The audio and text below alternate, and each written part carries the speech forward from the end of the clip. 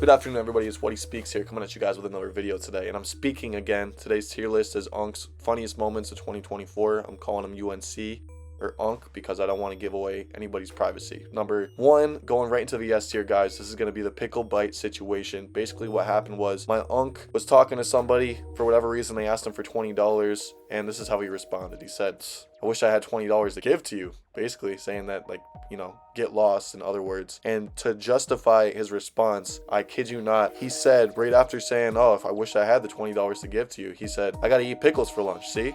And he grabbed a pickle from the cooler and took a bite out of it right in front of the gentleman who asked for the money and did the crazy eyes. It was literally the funniest thing I've seen in my entire life. So that's right into S tier. Coming in at the second placement in today's video, guys, is going to be none other than Hidden Meatballs, right next to Pickle Bite in S tier, for one of two reasons, okay? So if you ask me, this was just as funny, if not funnier, than the Pickle Bite situation. Best way to describe this one is there's this person that comes in to the place where me and Unk work at pretty frequently for a particular item, which happens to be the homemade meatballs this establishment serves, and they're always asking about them all the time. Keep in mind, this same person does tend to come at the end of a day after closing, despite knowing what time we close. So one day when Unk knew what time they were pulling through, he left the store, but just before he left, he said, "I almost want to hide the meatballs, that way he doesn't see him."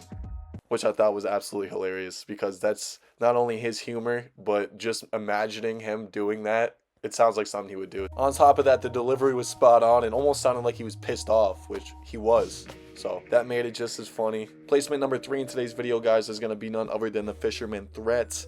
Basically, what happened in this situation was Unk was talking with somebody about this item we get once a year. It happens to be a pescatarian delight. To give you a clue as to what I'm talking about here, I'm not going to spell it out for you because I'm going to try to retain the privacy of the people mentioned in this video. Let's just say that the person who is picking up this pescatarian delight, keep in mind, we get it every year. It's a tradition around the holiday season. For whatever reason, they said that when they got it the year prior, it wasn't good. Something was wrong with it. I forget exactly what they said. In response to that, Unk basically hit him with the, "Listen, if it isn't good this time around, I'm going to go to the fisherman myself and I'm going to set things straight," which is amazing. I can't really think of many other workers, entrepreneurs out there that would do such a task, especially when you come to think of the fact that those fishermen are probably somewhere in Maine. That's at least a 20-hour drive, maybe even more. Comes in at the A placement because there's no evidence suggesting that he did drive to the fisherman, but I have no doubt in my heart that he would do such a thing because he's just that guy. Placement number 4, we have none other than the dinner scenario. What this was is Unk asked me a question pertaining to 3 gentlemen that we know of. I'm not going to say any names. He basically just put it like this: out of these 3 people, who would you most want to go to dinner with? And I'm just going to say this right now respectfully. These gentlemen that he mentioned are not the most friendly. They're not the most polite. They don't have the best table manners. In fact, the majority of them are pretty if you look at it from an objective lens. So I'm just gonna keep it there as far as the explanation goes, because the more I explain, the worse it'll look for me in the end. Just know that him even thinking to go to dinner with any of these 3 people, putting that image in my head was not only hilarious but concerning at the same time. Since the dinner never actually took place, that's why it's at the A placement instead of the S. I have to think that if I were to go to dinner with these guys, they're not leaving 20%. They're not waiting patiently for the servers to ask questions. They're waving them down, passing gas, probably burping without saying excuse me. For the 5th and final placement, ladies and gentlemen, on today's tier list is gonna be mac and cheese. Now I know that sounds crazy given this context, but let me explain. These people came in one day, a couple individuals looking to place an order, which these types of orders I usually don't take, and I told them that because they happen to know who Unk is. They have a good relationship with him, but they insisted, so I was like, okay. This is what they said to me. For an event coming up, they wanted 4 deep pans of baked ziti, but no sauce on the ziti.